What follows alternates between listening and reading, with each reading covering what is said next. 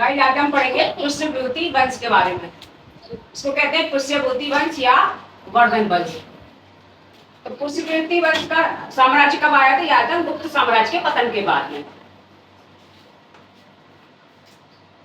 पुष्यभूति वंश का सबसे बड़ा साम्राज्य स्थापित हुआ था कब? गुप्त साम्राज्य के बाद में।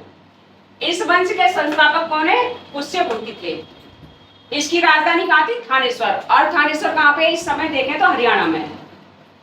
प्रभाकर वर्धन जो थे वो इस वंश के सबसे प्रभावी राजा थे और इसमें परम भट्टारक और महा राजा धीराज की इन्होंने उपाधि धारण की थी। प्रभाकर वर्धन की पत्नी जो थी यशोमती, उसे दो पुत्र हुए। एक का नाम था राजवर्धन, दूसरे का था हर्षवर्धन। और उनके एक कन्या भी थी जिसका नाम था राजश्री। राजश्री का जो विवाह था वो कन्नौज के मौखरी राजा ग्रहवर्मा के साथ हो गया था। राजश्री का विवाह किसके साथ हुआ था? कन्नौज के मौखरी राजवंश के राजा ग्रहवर्मा के साथ। मालवा के शासक देवगुप्त ने ग्रहवर्मा की हत्या कर दी और जो राजश्री थी इसकी वाइफ पत्नी, उसको कारागार में डाल दिया। राजवर्धन ने देवगुप्त को मार डाला और राजवर्धन की हत्या किसने कर दी? देवगुप्त के मित्र शशांक ने कर दी, जो कि कन्नौज का राजा था। शशांक शैव धर्म का अनुयायी था जिसने बोधि वृक्ष को कटवा दिया था। राजवर्धन की मृत्यु के बाद 606 में 16 वर्ष की अवस्था में हर्षवर्धन थानेश्वर की राजगद्दी पर बैठा। ठीक है, किसकी मृत्यु के बाद? राजवर्धन की मृत्यु के बाद, अपने बड़े भाई की मृत्यु के बाद। हर्ष को शिलादित्य के नाम से भी जाना जाता है और उसने शशांक को पराजित करके कन्नौज पर अपना अधिकार कर लिया और इसको अपनी राजधानी बनाया। चीनी यात्री हेइंग-सांग किसके समय में आया था? हर्ष के समय में भारत आया था।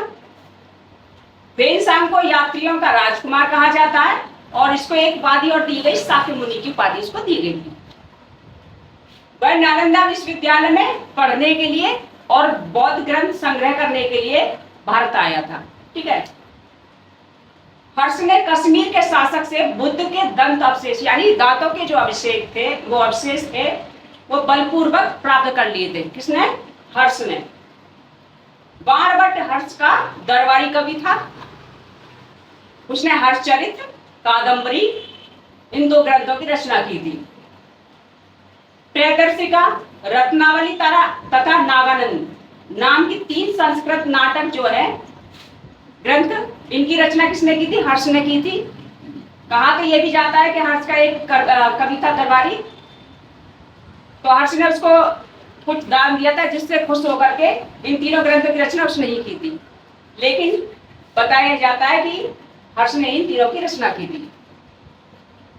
हर्ष की अंतिम हिंदू, हर्ष को ही अंतिम हिंदू सम्राट कहा जाता है। लेकिन ना ही तो ये कट्टर हिंदू था और ना ही पूरा शासक था, लेकिन तब भी इसको मतलब अंतिम हिंदू सम्राट कहा जाता है। हर्षचरित्र में सिंचाई के साधन को तुला यंत्र यानी कि जलपंप का उल्लेख मिलता है इसके हर्षचरित्र में। हर्ष के समय में जो मथुरा है सूती वस्त्रों के लिए प्रसिद्ध था। वहां पे सबसे ज्यादा सूती वस्त्र मिलते थे मथुरा में। ठीक है, तो गाइस आज हमने ये हर्षवर्धन जो जितना भी था पूरा आज इसको कंप्लीट कर लिया है। आई होप समझ में आया होगा आपको। Thank you very much.